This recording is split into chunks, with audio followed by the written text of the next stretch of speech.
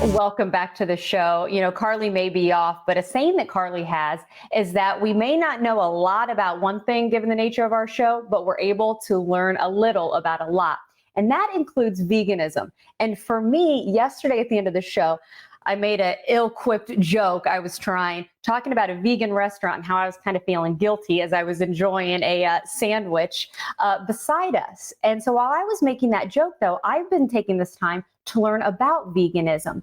And the crazy thing is, it's increasing. So maybe I'm not alone. And that's why we wanted to welcome in our next guest, owner of 3 Dash, Andrew Seeber, who's going to continue this conversation, which I'm so appreciative of. Andrew, first take us back. Kind of explain your background and why 3 Dash is such a passion for you now.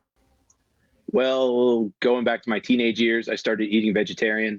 That went on for quite most of my adult life. And then I went full on into veganism about 3 years ago. And when I made that decision, I realized how many places were not really accommodating what I was looking for out in the community. We can eat salads and such and at home, but when we get out, we wanted something a little more decadent. And traveling around, going to other communities, there were places that offered fried chicken sandwiches and burgers and fries and more familiar food items that we wanted to bring to the Tampa area. So we wanted to eat it. So we opened a place up that we wanted to eat at. And by the way, have a pretty fabulous name to go along with it. Let's talk. Where did the name come from? Because it kind of plays hand in hand with the story you just shared. Yeah, 3 Dash is Morse code for V. For those of us that choose to eat this way, when we would get out to an omnivorous restaurant, you're scanning the margins of the menu looking for that V. And it's usually 1 or 2 items that they make available just so they can punch their card, but it's not always the most inspired dish on the menu. So we decided to put the V at the top of our menu and just state that it's safe for all of us all the way down. And you know what's unique too? You actually are located inside of the Jug and Bottle department. Explain where you're located and how that's kind of helped you involved. And also food trucks is a big part of what you're able to do as well. Yeah, we started popping up in friends' restaurants and bars and such about 3 years ago. And those pop-ups were successful enough that we felt that we could take it into a brick and mortar. The Jug and Bottle department is coming into their 5th year, or wrapping up their 5th year this summer.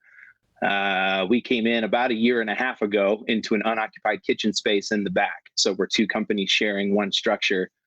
We serve everything to go. We have even before COVID, everything served in a bag. You come in and grab it. And the only difference in the COVID world is that we're asking people to order ahead of time via internet or phone it in, but it's still served in a sack. And it's worked out pretty well. Plenty of beers and wines for people to pick from while they're in there as well. So it's been a fruitful partnership. You know, I wanted to address some of the awesome pictures that we were taking a look at. Again, I'm always bummed that we can't enjoy this in studio these days, but you are able to provide the chicken and the burgers. And I know barbecue is going to be something coming up. Explain how people can indulge in your barbecue. Yeah, we're going to be popping up this weekend, coming up on Sunday the 9th at the Black Radish Grocer in VM Ybor. We're going to be offering a barbecue menu. We've done that in some pop-ups in the past. Try to do something a little different than what we offer in the restaurant. This will be our first time out since everything started shutting down in March. So we're hoping to have a good turnout, but safely at a distance and everybody with a mask on. By the way, that is a tasty looking, was that chicken sandwich there and fries? Yeah. 100% vegan, right? Absolutely. We started making our own proteins. The chicken is really the origins of how all this came to be, where we wanted to make something that was a convincing substitute for meat. Most of us weren't raised this way. Just about everybody I know, with the exception of 1 or 2, were raised eating meat and dairy. So to make those steps, for whatever reason you want to do it, we're there to help facilitate those steps. It's not easy to go from eating chicken sandwiches and cheeseburgers and then switch right over to quinoa and salad overnight. So we allow people to take the meat and dairy out of their diet while still embracing some level of familiarity. Andrew, and you're making it accessible. You are educating people. Thank you so much. Thank you for continuing to educate me about veganism as I continue to learn. And 3 Dash is where it's at. Of course, you can get more information on our website too. Andrew, take care and stay in touch, okay? Appreciate it. Thank you. You bet. Bye.